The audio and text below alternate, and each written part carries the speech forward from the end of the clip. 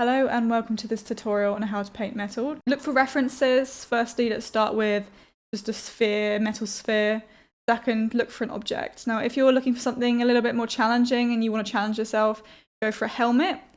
But if you feel like that's too challenging, and be honest with yourself, start with something like a vase, like a metal vase. If you don't understand the fundamentals of values, that's totally fine. I've got a resource in the description, download for free, just to brief yourself on the fundamentals.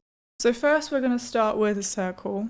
I would start with framing the circle with a nice textured brush. You don't have to do this. The reason I like to do this is because I feel like I have something down around the edges before I even get to the middle, just sort of texture so it doesn't feel, strange just starting. And next we're going to use an airbrush to start painting it. Now what I focus on at the beginning is just the overall values. So the overall value of the highlight, the midtone, and the shadow.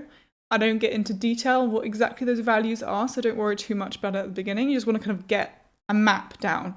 So start with like a basic kind of just mapping out the highlights. Just kind of you pick the midtone of the highlight. That's kind of confusing. Kind of like the average value you feel. There's no correct answer. You feel the highlight is, and then just kind of start putting it down and use your reference to determine where that highlight is, or if you're feeling confident, do the ball exercise just by establishing where the light is and have a crack at it without any reference. Next, I start doing the midtones. So just kind of painting those in again, just generally give us some sort of shape, something to envision, something very rough, and also the shadows. Don't worry about painting just in the sphere. Now we're going to clear that up in a minute. So I've got this brush that's textured. I recommend using airbrush in the middle, especially because it's metal, and then just get a textured brush and clean up the edges once you've just done a really basic map.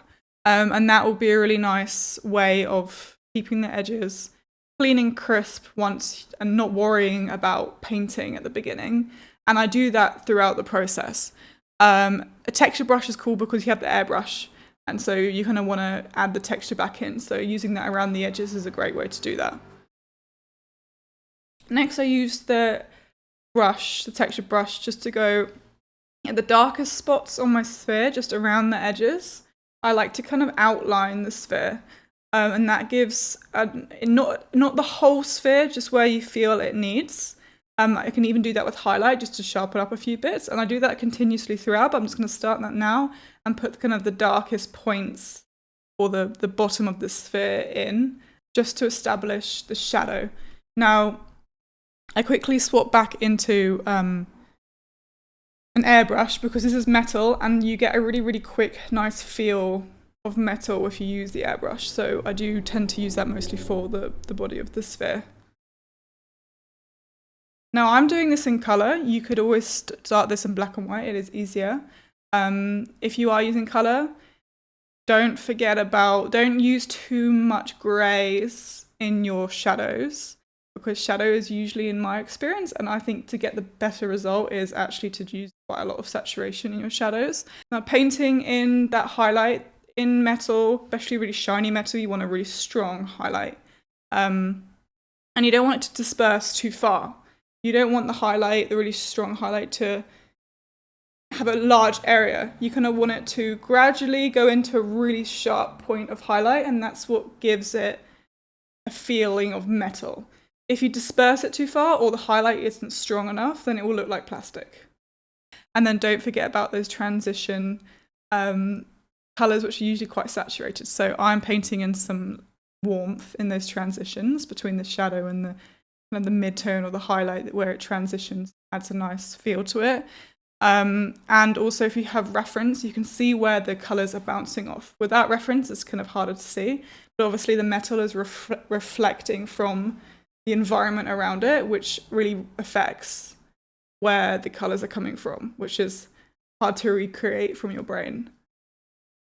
Now I'm going in again, and again throughout this process I tidy up.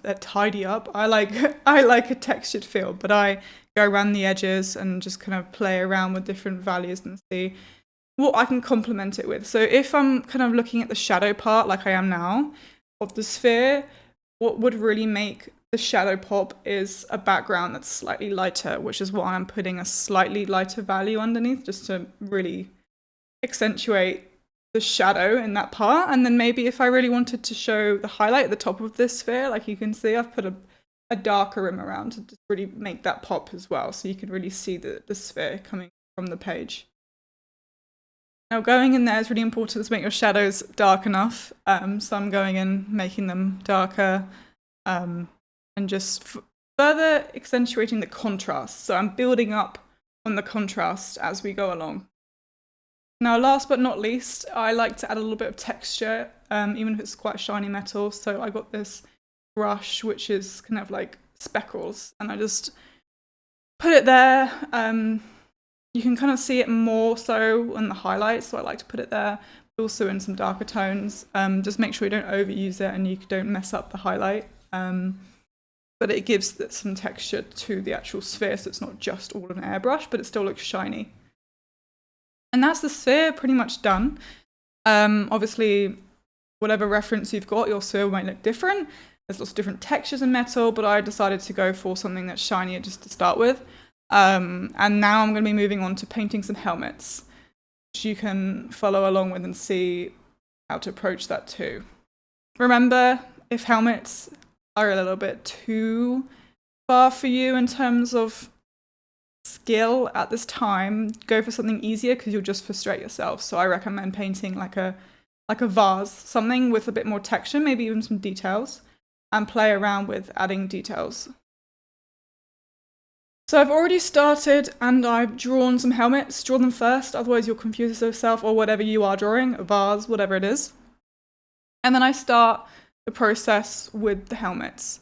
So again, I just start with mapping out the overall values. So mapping out the overall highlights, shadows, midtones.